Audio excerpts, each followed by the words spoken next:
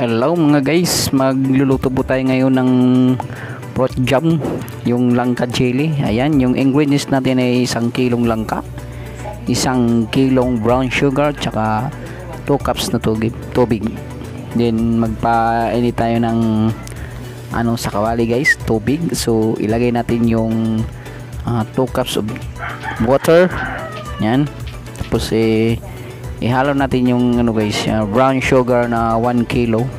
I-mix natin yan guys hanggang ma-dissolve siya na magiging siya, para siyang malapot, magiging siya.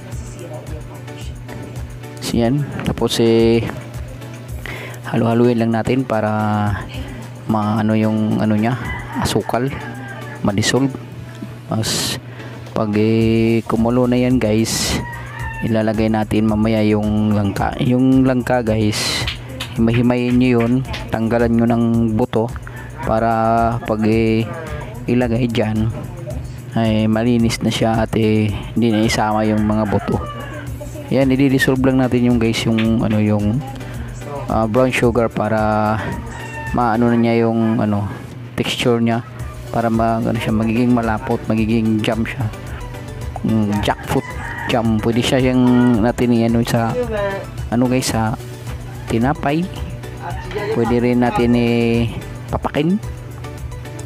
Ayan guys, ilagay ko na yung yung tinanggalan namin ng buto na mga langka. So paglagay mo ng langka guys, kumukulo na yan siya. So ayan yung langka guys, lang yan, inano na namin yan, tinanggalan na namin kanina ng mga buto. Tapos so ihalo na natin dyan yung sa sa kumukulong brown sugar.